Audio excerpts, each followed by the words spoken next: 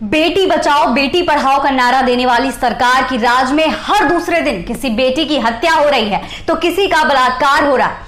और उसी सरकार के समर्थक कभी बलात्कारी का धर्म देखकर, उसकी जाति देखकर उसे फूल माला पहनाते हैं या फिर उसी में राजनीति करना शुरू कर देते हैं। कुछ दिन पहले गुजरात दंगों के दौरान गर्भवती महिला से बलात्कार करने वालों को जेल से छोड़ दिया गया, जिसके बाद उनका भव्य स्वागत किया गया था। तो बीजेपी के एक विधायक कह रहे थे कि बलात्कारी ब्राह्मण थे, संस्कारी थे। वहीं अब देश की एक और बेटी अंकिता के साथ भी ऐसी ही घटना हुई है।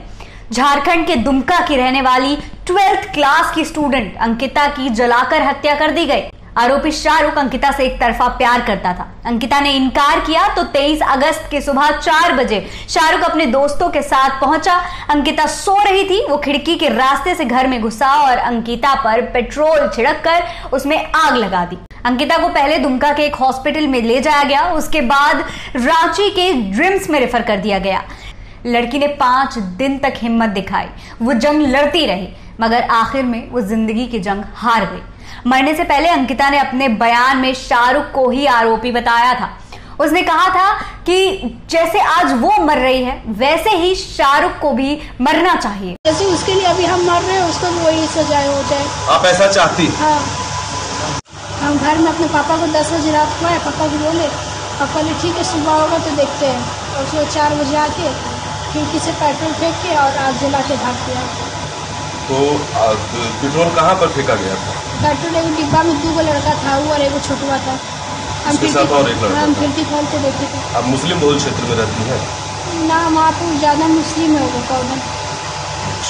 नाम क्या उनका? शाहरुख। और उसके साथ एक लड़का जो है? हाँ, छोटू। और आपको शरीर में कहाँ कहाँ प्रॉब्लम आया? सब जगह आया, टोटल जगह। मुंह थोड़ा सा छोड़ा गया, बाकी पूरा शरीर में प्रॉब्लम। हाथ देखिए ना। तो जैसा कि आप लोग सब देख रहे हैं, हमारी बहन अंकिता सिंह यहाँ पर अभी आप लोगों के सामने। जैसे उसके लिए अभी हम मर रहे हैं, उसको भी वही सजा हो जाए। आप ऐसा चाहती? हाँ। इस वारदात के बाद पूरे देश में गुस्सा था, आक्रोश था।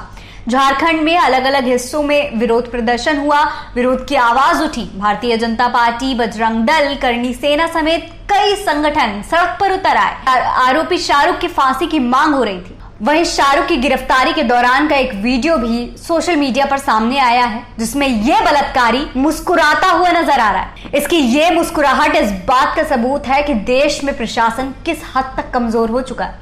सिर्फ बिल्किस बानो, अंकिता ही नहीं, आज झारखंड की काजल भी जिंदगी और मौत की जंग लड़ रही है।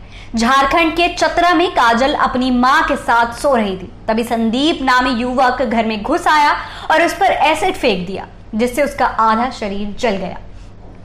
संदीप लगातार काजल से बात करने के लिए दबाव बना रहा था। फिलहाल आरोपी गिरफ्तार है, लेकिन सवाल ये उठता है कि आखिर कब तक इसी तरह की घटनाएं होती रहेंगी और समाज इन आरोपियों का धर्म और अपना राजनीतिक स्वभाव देखकर इनकी गंभीरता को समझेगा। हमें यह समझना होगा कि एक आरोपी, एक बलात्कारी, एक हत्यारा और एक पीड़िता का कोई धर्म नहीं होता। इसके खिलाफ एक समाज के तौर पर हमें आवाज उठाने की हिम्मत रखनी चाहिए, फिर चाहे वो बिल्किस बानो हो या अंकिता या फिर काजल।